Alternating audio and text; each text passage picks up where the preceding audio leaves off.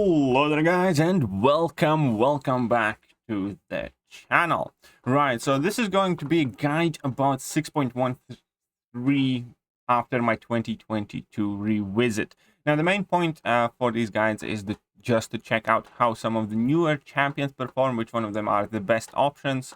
So I am primarily trying to use like 2021, 2022 champions, or champions that have been buffed in that time period. I'm not flat out using any of my rank 4s. Typically use rank 5 5 stars, rank 2 6 stars, and rank 3 6 stars. But I know a lot of people leave comments about that being like too OP team. Well, the fact is that it's just I have stopped ranking up 5 stars, and with a couple of exceptions like Quicksilver and Galen, I just, don't really rank up 5 stars for several years now, and I can't de-rank the champions I have already. But at the same time, I am trying to primarily use rank 5 5 stars, rank 2 6 stars, so on and so forth. And also, I will be mentioning overall the best options. So first things first, what is the easiest path? And the easiest path actually in this case, I don't think is necessarily the shortest path. I think the easiest path to get to the boss is if you do Old Man Logan fight, Vision Age of Ultron, and then turn left and deal with Deadpool, Agent Venom, Crossbones, Kingpin, Rogue, Ghost Rider, and Thing, because all of those are unnoded fights and there's nothing tricky about them. Only thing you need to be aware of is how to fight Thing, and then you can easily access Ghost, and that fight's quite easy as well. That is the easiest one. The quickest, so to speak, the straightforward path is to go and deal with Korg, Nightcrawler, War Machine, and Omega Red. However, you do need to be aware that you absolutely must have some bleed immune champions and obviously decent counters, because 2 of these nodes do have Caltrops on. So ideally, you do want to have some bleed immune champions if you go straight to the Ghost, and ideally a Robo champion against Omega Red, especially if you're going straight up there. They're going to have Aggression, Fury, Regeneration, therefore you will want to be aggressive, and you will want to be careful of those spores, so Robo champion would be ideal. And War Machine fight is kind of straightforward. That increased power gain actually isn't too bad because it's easier to push him to level 2s. If you do have some power control, excellent. If you don't, it's perfectly fine. And against Nightcrawler, if you do have some evade counter, I don't know, in form of Ghost or Falcon, that's great. If you don't, you can still just switch him manually and then deal with that fight that way. Other than that, you can do this entire quest in like 1 or 2 really long paths, which is what I personally recommend, because then you can benefit significantly from massive ramp-up champions, especially considering that the global node for the entire quest is long-distance relationship, which, if you do have access to willpower, is just basically free healing in terms of by sacrificing a bit of damage. So if you still want to be quite aggressive and get some free healing, I recommend using skill champions that do shrug off these debuffs. But effectively, you can use pretty much any champion. Also, given the fact that you can turn this into a massive long-form quest and do vast majority of it in one go, ramp-up champions work exceptionally well. But again, willpower is super helpful for this entire thing.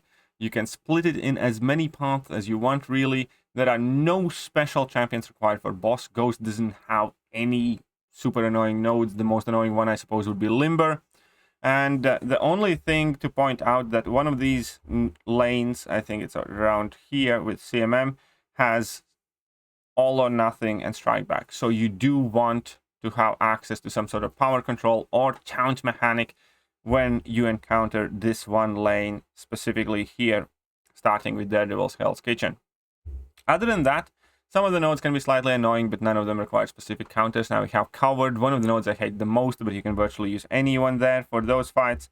Then we have some random stuff like Dismay. Prove yourself, it's fine, just don't get hit too much, you'll be okay. And here we have Special Lock 2 debuff. Again, absolutely nothing to worry about. So this is in general one of the easiest quests, so I will not make this video out too long. But as always before, let's go over the best option. So again, specifically for Ghost, there's virtually no limitations. Use whichever champion you want and you're going to be fine. And long distance relationship MVPs, are some of the skill champions that can get rid of those debuffs quickly, but at the same time, you can have those debuffs placed on you for that free willpower heal.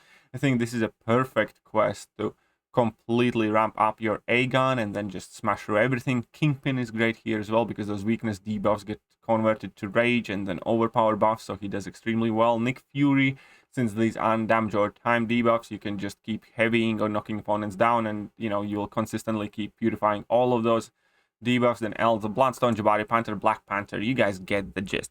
Also, given the fact that this is a really, really long path, or you can make it in a really long path, you have some very cool opportunities. Number one, to max ramp Aegon and have an Aegon be an absolute destroyer of this quest. You can also max ramp Strife easily and blitz through all this quest super quickly. Obviously, Hercules, as somewhat of a ramp-up champion, also will do well here. One of the coolest things that I personally recommend doing for this quest, and I enjoy doing, actually, there's a wrong name there. It's not Hercules, it's meant to be Thor in that last point. If you use Odin synergy with his kids, then you're going to see a very significant damage increase if you use Angela or Hela and Thor as well, especially if you bring in Strife synergy. You're going to have a ton of fun with those champions because with every opponent that you defeat, Angela's buff potency is increasing, for instance, so by the end of the quest, she's going to be hitting like an absolute powerhouse. Similar to Hela, I believe, and Thor gets increased Fury duration, so if you pair it up with Strife, every time you use a level 1, your Furies are just going to get longer and longer, and that significantly improves Thor's damage output because he has special interaction with Fury buffs that further decrease opponents' armor if your Thor is awakened. So, again, this is arguably the easiest quest. You can approach it in many different ways. If you do have any more questions, feel free to ask. But yeah, that's about it. And I'm not going to stretch this out any longer, so I hope you guys find this useful. And I'll be back with 614 guide. And that is about it. I'm going to catch you guys soon.